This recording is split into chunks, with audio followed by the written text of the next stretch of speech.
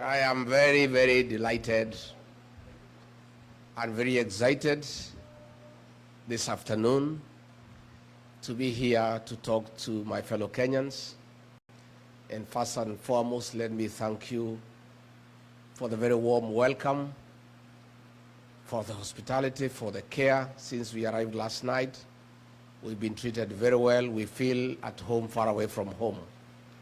Again, let me take this opportunity to thank all of you for the honor and the privilege you have accorded me and my wife to create time, despite you being very busy in your various engagements, to come and listen to us and engage with us.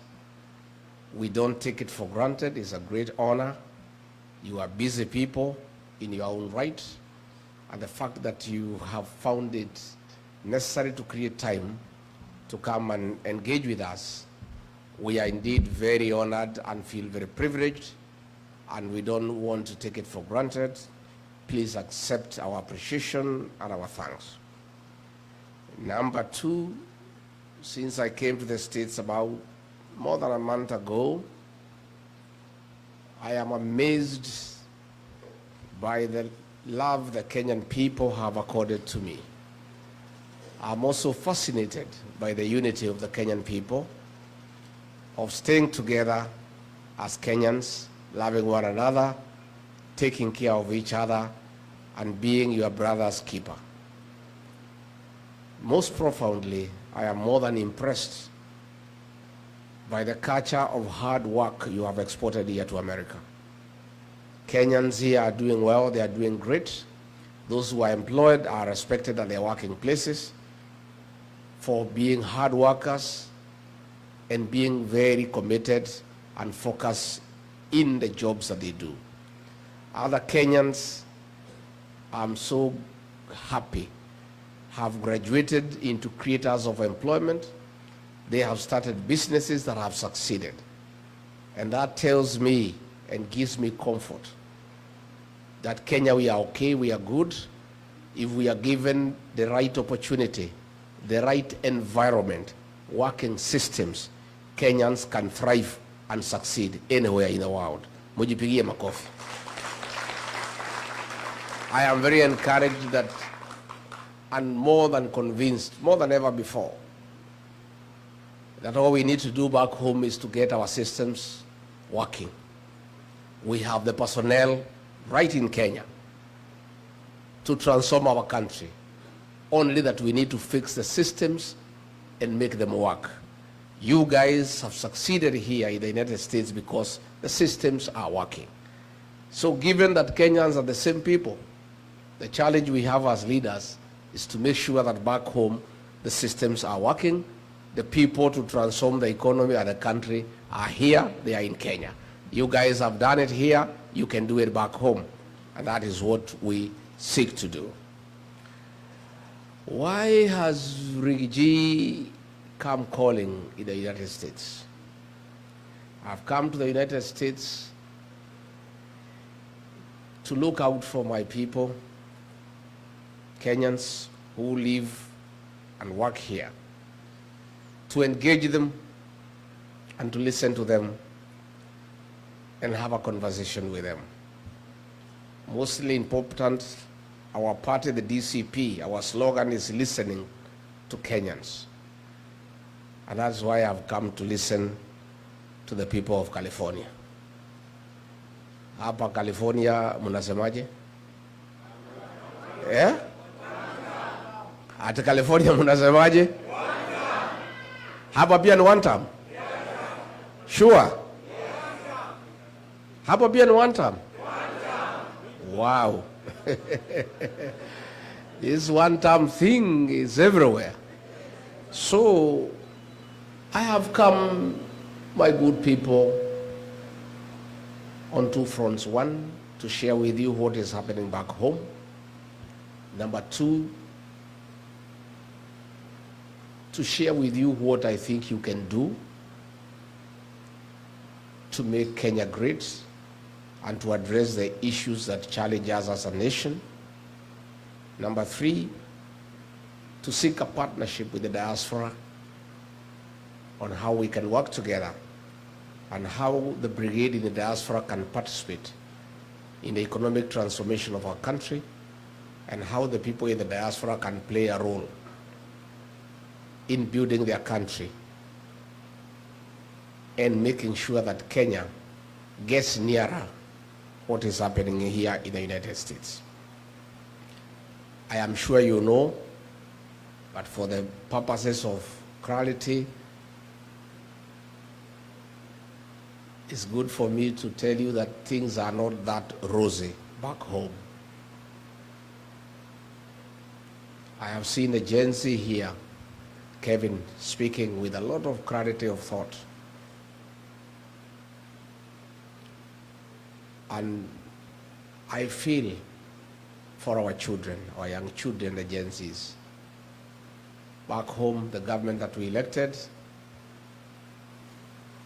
in August 2022 has turned against our young people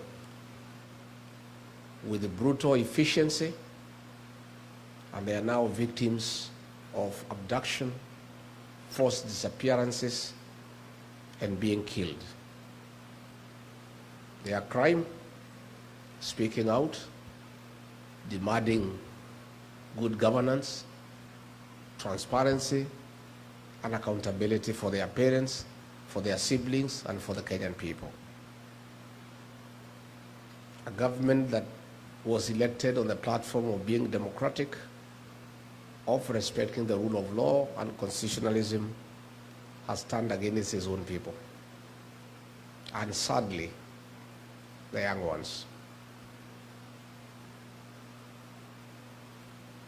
Brutal as the colonial government was, but very brutal.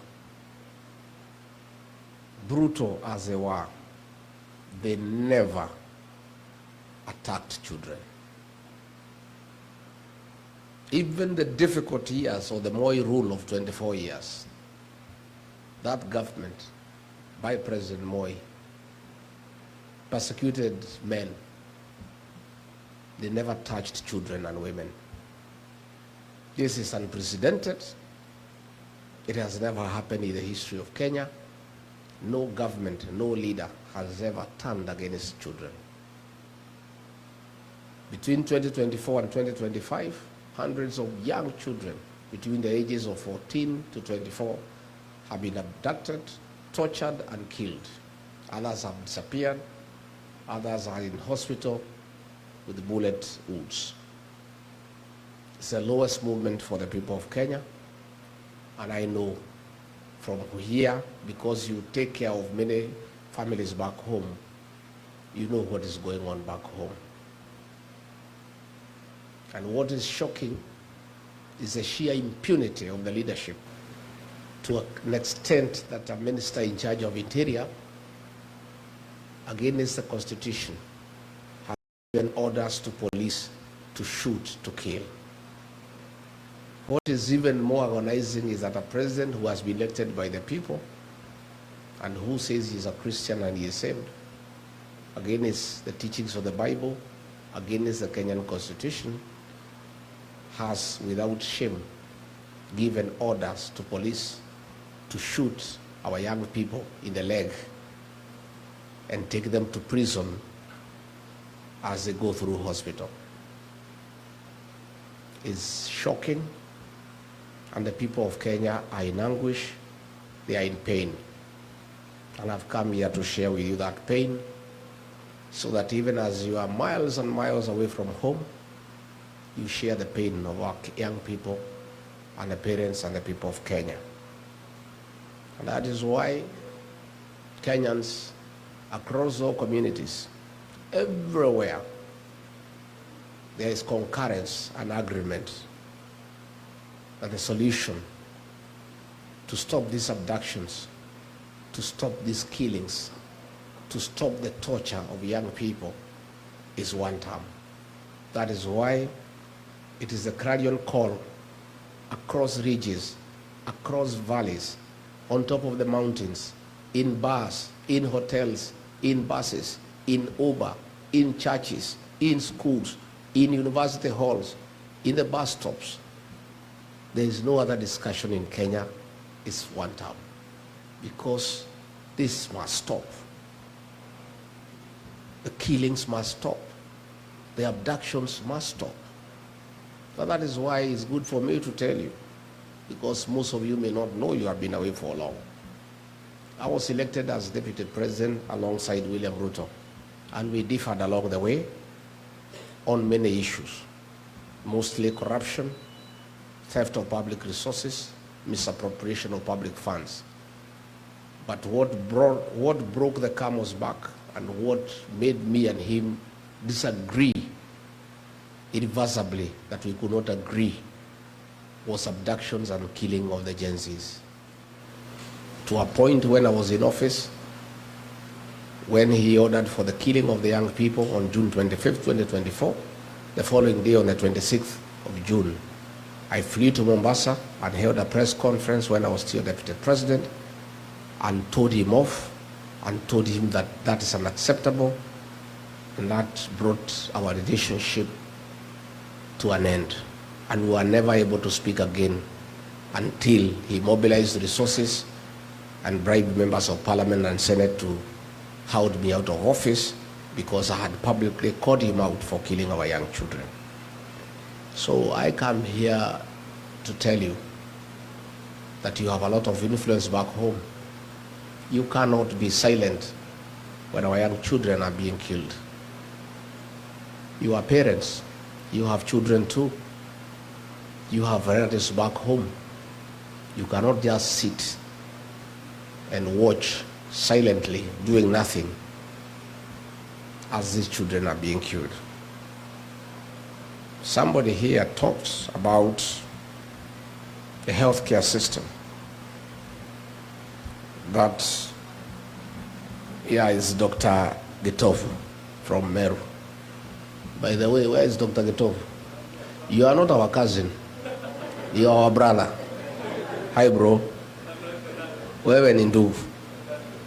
Myself, I'm Meru. My mother is Meru. I am Kiana Kiamwari. Yeah? So, wewe ni ndugu. Yeah?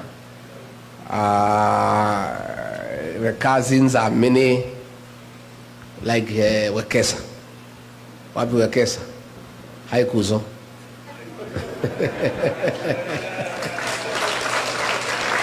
Thank you. And let me tell you,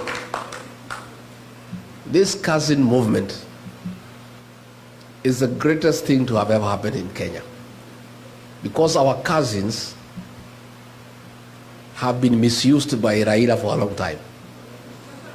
Long time.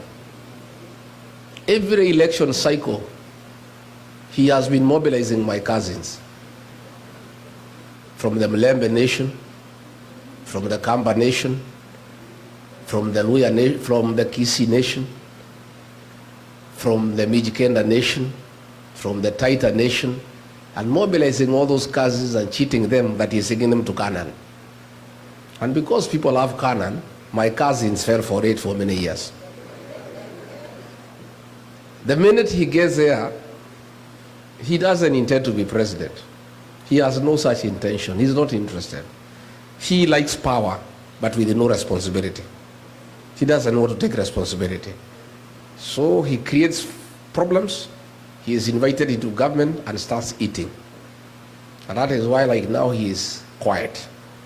Because he's a very good observer of good manners. When you're on the table eating, you don't talk.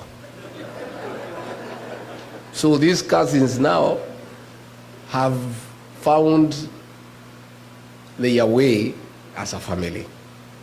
And now all the cousins are talking the same language. So I saw Tinga the other day crying about cousins. He was crying in a funeral. Instead of mourning the late Phoebe Asio, he was mourning the loss of cousins from his grip. Because these cousins were mechanuka. And you know, the other day when he brought problems, he was invited to the table by Ruto to eat together. He forgot all the cousins and went alone. Yet he wanted these cousins to wait for him to mislead them every election. So whoever Tinga, well, let me tell you, don't talk about cousins. Keep off family matters. Hii ni mambo ya familia, si ndio? Mambo ya familia usiingilie. So the cousin movement is a great thing, and all cousins, all in-laws, all the people of Kenya are one family now. And all the people of Kenya now are cousins opposed to abductions and extrajudicial killings, and they are all speaking the same language. So Gachagua talked about healthcare. We had a system called NHIF. It was struggling, but it was working. At least you could go to a mission hospital, get treated, and NHIF in one way or another will sort you out to a certain extent, and you are struggling with a small percentage. So what we needed to do was improve on NHIF, and all we needed was 800 million Kenya shillings to reform the system and make it working. Instead, William Ruto threw it out, brought another system, another animal called SHA and SHIF, at a cost of 104 billion Kenya shillings to replace NHIF, and it is not working, and that money has been stolen. As we speak, the hospitals have said that civil servants must pay in advance because SHA does not help. I am amazed by the work by the health system here in the US. For the time I've been here, I've interacted with many of you who are in the health sector. We have a health system that works. And you guys, when we form a new administration, we rely upon you to come and work with us and help us put in place a working healthcare system, a replica of what is happening in this great nation. You guys know it, you have done it. And you are the guys who are driving the healthcare system here in the US. Most Kenyans are in the health sector, true or false? And you guys, we have a lot we can learn from you, and you can come and assist us. Matters education, Mwai Kibaki, that great economist, the third president of the Republic of Kenya, who left a rich legacy in Kenya of free primary education. All that has been destabilized, and kids are at home. Money meant for free primary education has been stolen by William Ruto. The money is stolen from the National Treasury, channeled through the National Intelligence Service, and withdrawn in cash every Friday and given to William Ruto. He keeps most of it, gives a little to that soprano guy to go around the country bribing voters. And that is all that is happening in Kenya. Every day, they carry cash in helicopters. The other day, they were in a place called Bobasi in Kisii. There were 16 helicopters. They were almost having an accident in the air because of the sheer number of helicopters. The cost of the event is 3 times what they are giving, because a helicopter is 1 million shillings. 16 helicopters is 16 million. This is money that was meant for education. Kids are at home. University education, we had a beautiful program called HELP, Higher Education Loans Board. Most of you are beneficiaries, I included. He has put it aside and brought a mongrel of a system that is not working. Most of our kids are at home. They cannot access university education. The economy has come to a standstill. Pending bills have not been paid for 3 years. People who did work for government are being auctioned. Unfortunately, even when their properties are being advertised for sale by public auction, they are not being sold because there is nobody to buy. Nobody has money. Overtaxation. Too many levies. The pay slip has been raided and made dysfunctional. So there is huge outcry by the middle class back home. And all these things we need to fix. But the most annoying is the violation of human rights, that nobody can say anything about what is going on. If you say something, a Subaru comes and picks you up and you disappear. Young people are being abducted and taken to court on trapped up charges of terrorism, despite the fact they have committed no crime at all. So that's the situation back home, and that is why I and others have joined hands with the people of Kenya to say that we want to have a change in government, and we are working on it, and it's going on well, only that is a little bit too far away. I've listened to that moving story of Anthony Mbuthia, a survivor of the Kiambaa Church. Some MPs from Rift Valley have been shouting at me that I should not talk about that matter. We must talk about it because history informs the present and the present informs the future. The scars of Kiambaa Church are evident with Anthony here, and he has done well to document that history. We forgive, but we have not forgotten. And we are saying never again shall we ever allow what happened in Kiambaa and in the Rift Valley ever to happen again. Kenyans must be allowed to make their choices freely on who is to govern them, who is to lead them without any reprisals from anybody for whatever reason. As we seek that change, where do you come in? You guys, you don't know. You have such huge influence back home. The fact that you assist many families, you have a lot of influence. I want you to help us by talking to the people of Kenya and asking them to stay focused, not to be intimidated, and to join us in electing a new government. Your voice matters, and I have talked to many Kenyans, and I believe now we have a serious force here in the US that can help us to talk to the people back home so that they bring the change that we desire. Again, we want you, yourself, to vote here. We have a voting station here, isn't it? Yeah. And I know we are going to lobby IBC to open more stations because it's very expensive to vote here because we only have 3 stations here, Washington and New York.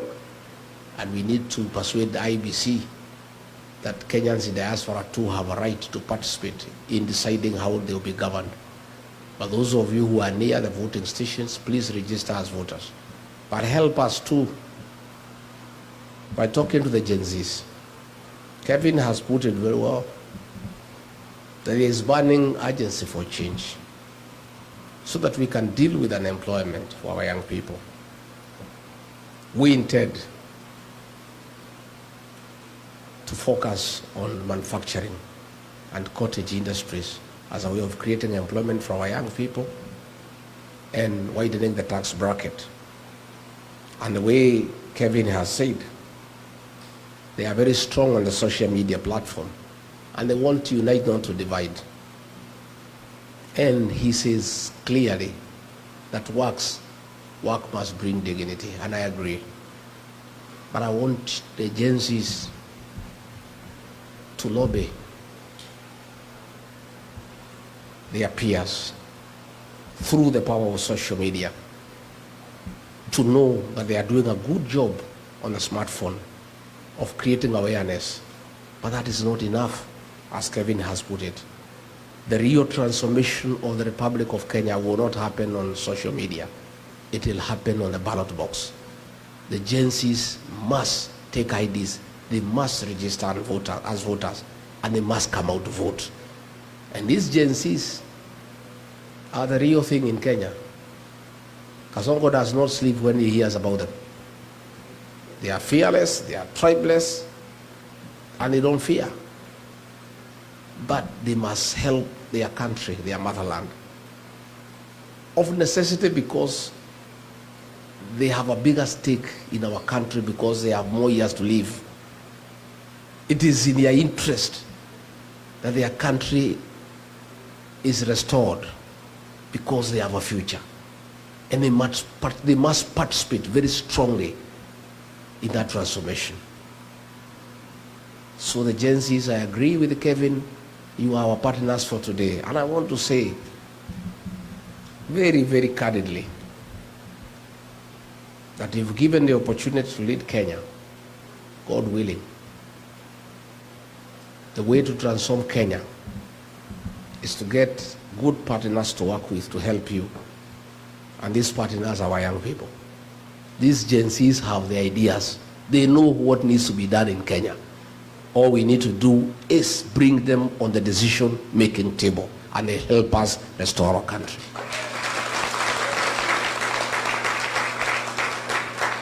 So the Gen Zs in Rigiji, you have a serious partner. I have fought for you. I disagreed with William Ruto because I stood with you and for you at your lowest. When the president was saying you are criminals and you are treasoners, when he has been saying you should be shot in the leg, when Mukomen has been asking police to shoot you, to kill you, Rigiji has stood with you. I'm somebody you can trust, that I want to secure your place on the decision-making table so that together we transform our country. And I have very serious intentions to work with the young people. And if you look at the guys I work with back home, already you can see that intention. The leaders around me are young, very young. In fact, in my absence in Kenya, they are giving Kasongo sleepless nights. In fact, he would rather I went back because I'm just one. Those guys, Akina John Medho, you know Medho? Those guys are brutal. Akina Gacheri, Akina Karungo Wathango, Akina Ngogoyo, Akina Muku, young people. Already I have seen how effective it is to have young people working with you. If given an opportunity by the people of Kenya to be president or to be part of that government, I want to commit that in my government, my administration, the Gen Zs, the millennials, will be part of that government, and they'll be right there making decisions. Yeah? In fact, mimi sasa ni mzee kiasi. I'm approaching, I'll be 62 by that time. And I've worked very hard. I've really worked very hard in my life. I've not been very lucky. Whatever I get, I don't get it easily. I work hard for it. Hata ile nilitafuta hii deputy president, nikatafuta wakaninyang'anya. Yeah? Lakini ni mzuri, walinyang'anya ndio nipate ile yenyewe. Si ndio? I am feeling I don't want to work as hard. But since I'll be given a responsibility, how would you not work hard and still be responsible? Because I cannot be like Raila. The guy wants to sit on the table, he doesn't want to be responsible. I want to be responsible, but I don't want to work too hard. So the only way to be responsible and deliver to the people of Kenya by not working too hard yourself is surrounding yourself with energetic, youthful guys and girls to push, to do the heavy lifting. Mimi nitatafuta hao watoto, vijana na wasichana wengi, niweke ma PS, ma CS, kila pahali, ma CEO. Kazi yangu ni kukutana nao Monday na kuwapatia the vision, wanasukuma, tunakombea notes on Friday. Wakisukuma sana, I call them, I slow them down, wasikibize inchi sana. That will be my work. And I'm telling you, I'll succeed. These guys are great. And they know what we need to do. And they have the resolve. And they will not be wasteful. They will not, be luxurious. These are guys you can bring into government. And they don't need big mansions. They can stay in the flats. They can use Uber to come to work. And they are not bothered about those big things that ministers and PSs want to have in offices. So we can still bring meaningful change by having a serious workforce of young people who are not wasteful and who are not having hang-ups about power and privileges. I want to say the diaspora people,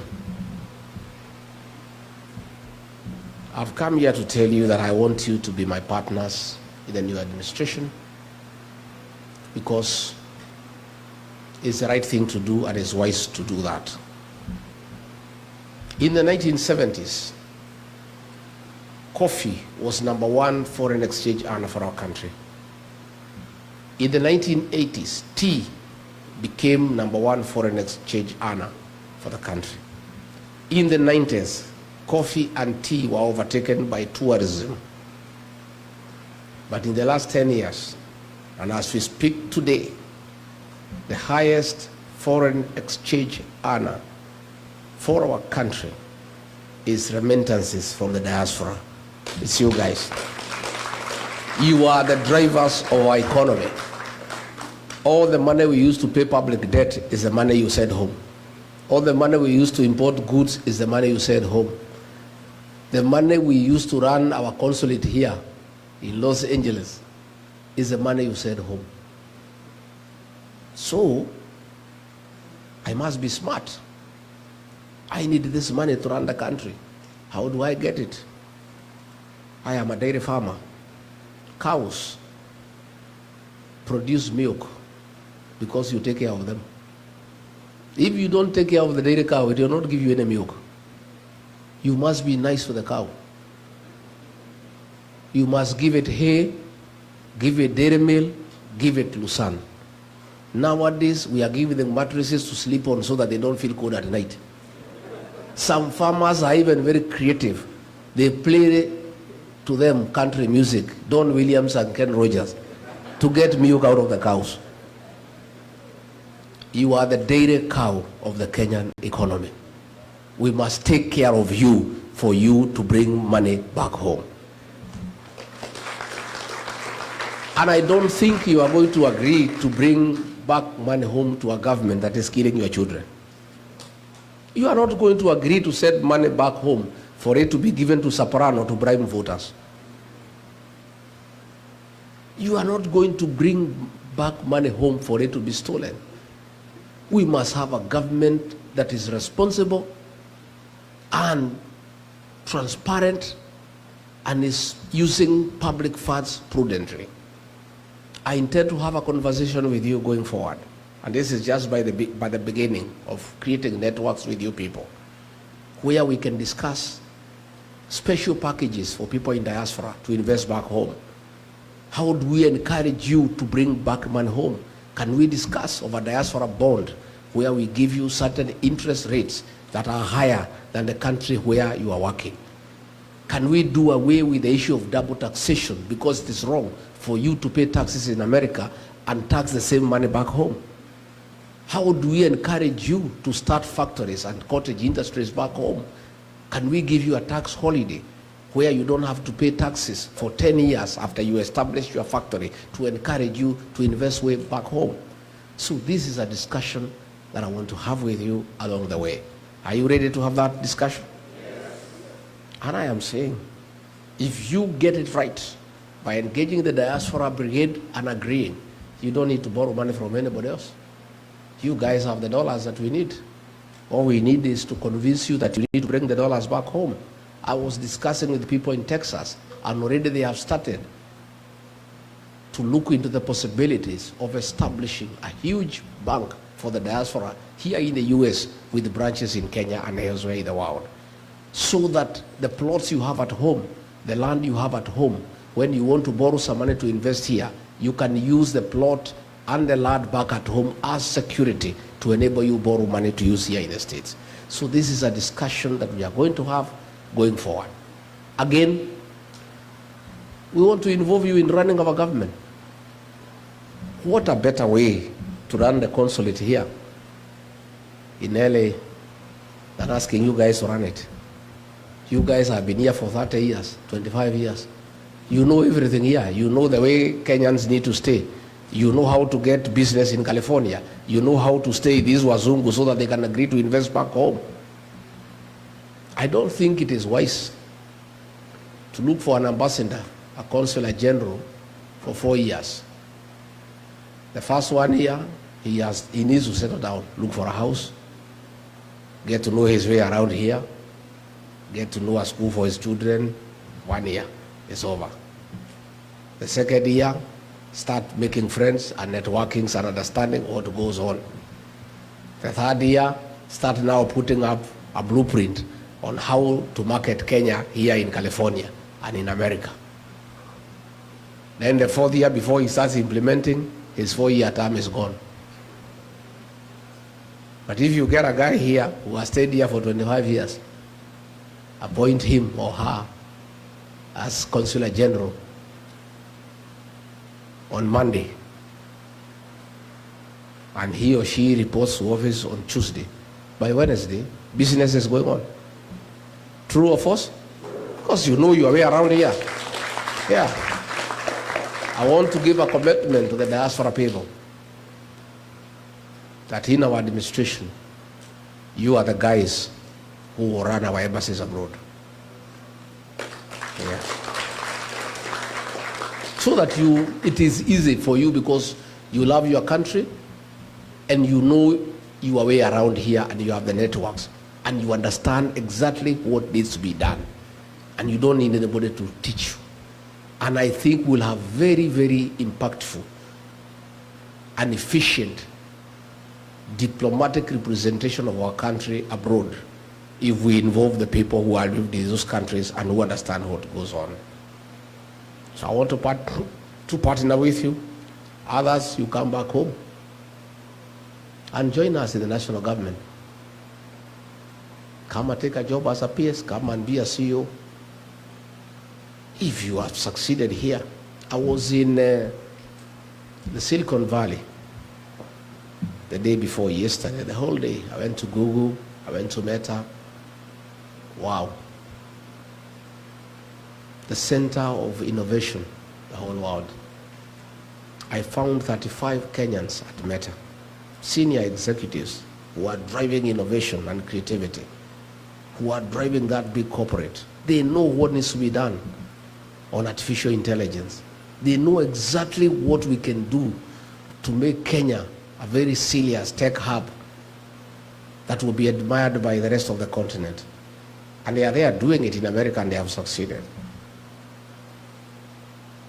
Then back home, the Minister for ICT is William Kabogo.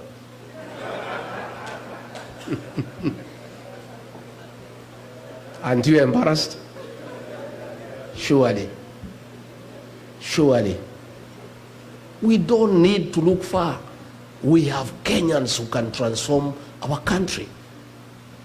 Those guys I found there at Silicon Valley, I met some top executives there, Kenyans. They are the ones who are driving that valley on matters ICT, others in manufacturing, others in medicine.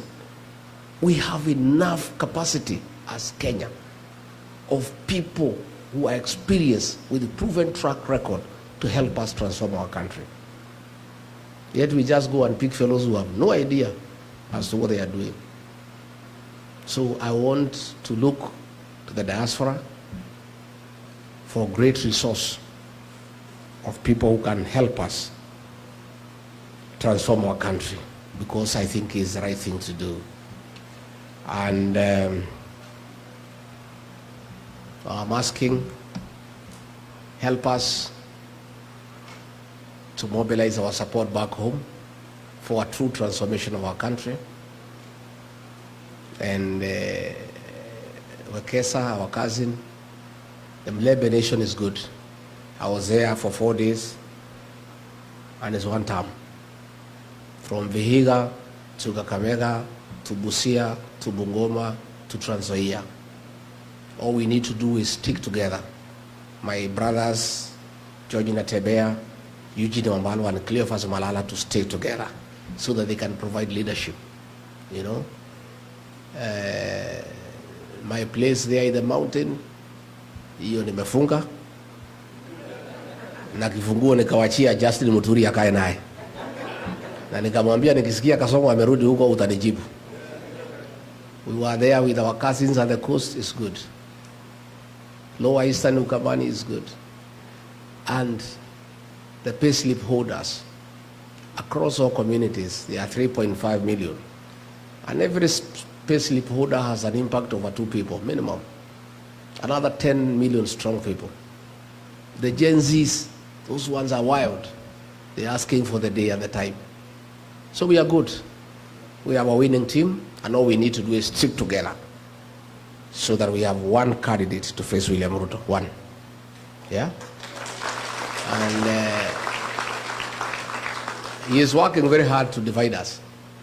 Guy is not sleeping, because he knows the only way he can sleep through is if we are divided. But all of us have committed that all of us are presidential candidates. But towards the end, we'll sit down and agree on one candidate. And Rick G has given a commitment that in case the formula does not favor me, and I'm not the one picked to be the flag bearer, I and my supporters, who are in millions, will unconditionally support the candidate whom we have agreed on.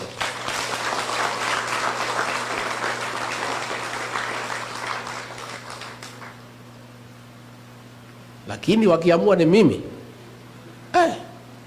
hii jamaa nitamkimbiza kama baisikeli ya kuibiwa.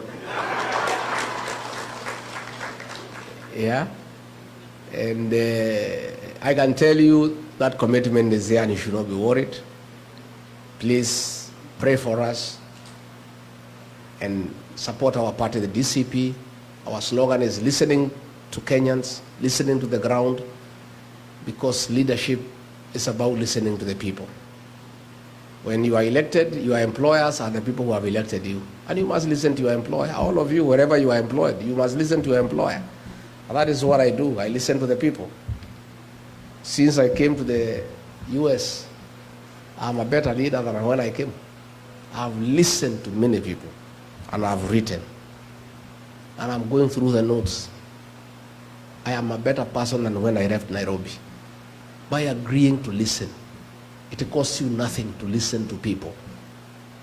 It only enriches your thinking. I don't know everything. I cannot pretend to know everything. I am benefiting from your experience here in the United States. We were told in California, in San Francisco, about water harvesting so that we can use the water for irrigation in areas that are dry in California. And that's how California feeds the rest of America. I learned a lot that I did not know. At ICT, the tech world, I learned many things I did not know. When I was at Meta, I learned that for you to get productivity out of employees, you allow them to have an easy environment where there are no issues of yes, sir. So I found some young people there with the jeans. They are the ones who are driving that company. Even their boss is coming, they don't even call him sir. Kwetu pale kwa Ruto ukienda cabinet, unainama kwanza ukiingia karibu uguse kichwa na sakafu. And nobody is allowed to say anything. In that cabinet, I'm the only guy who was speaking. And in fact, I heard the majority leader in Senate, Haron Cheriot, saying that I never used to speak in cabinet. I stopped speaking. Because I realized this guy, even if you speak, he has already decided what will happen. So you are just wasting your time. So I'll just sit and not even listen, because he has already decided what will happen. So they had Meta. I found working groups of young people. Nobody is a boss there. Everybody is allowed to be creative and to have initiative, and is discussed and agreed on. It was a very useful lesson for me. That given a chance to lead Kenya, I'll create such an environment even within cabinet, even among PSs. I just allow people to talk and be easy so that they are able to be creative and productive, and they can be useful to the country. So I want to say I am very happy, and I wish I had more time to be here in LA, because this is the greatest theater of the world, where all the stars in film, in music are. Yeah? I'm walking around with the people here to see whether I can meet one of them. Yeah, I would have loved to be here, you know, a longer time, but I'll come. I've really enjoyed since I came. People are very nice. They are very kind to us. And I would also have wanted time to visit the filmmaking industry to see what we can borrow from here for the purposes of exporting that experience and knowledge to our country, where we allow people to make films and to be productive. So I've just come to say how happy we are to find you here, looking good, looking successful, and I really look forward to a very healthy engagement, and whatever questions that are there, I am told there are questions I'll be given, I'll be able to answer them, and if there are any more I can answer. I want a free session. I don't believe in praise and worship, because if I want praise and worship, I have my church back home. You know, I want to listen to people, and people don't have to agree with me 100%. And if everybody agreed with you 100%, there's something wrong. If you had everybody just praising you, you know, they are back at home.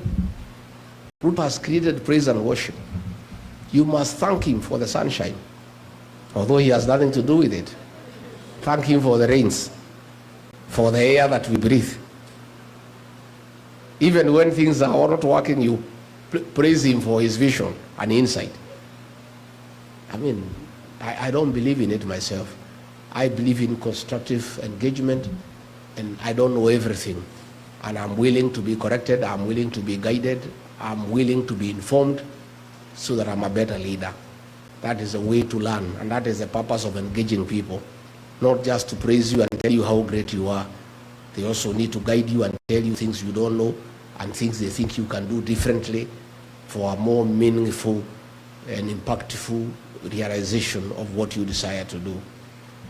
Kwa hivyo mimi nimeshukuru sana sana sana sana sana sana, na mkija nyumbani mkuja mnitembelee. Mtakuja Wamonyoro? Mtakuja lini? Mtakuja?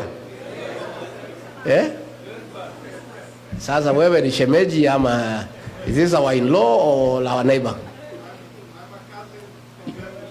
You are cousin from Embu? Wow, which part of Embu? Hapo town kwa Mheshimiwa Mkunji. Well done. Well done. Embu people are great people.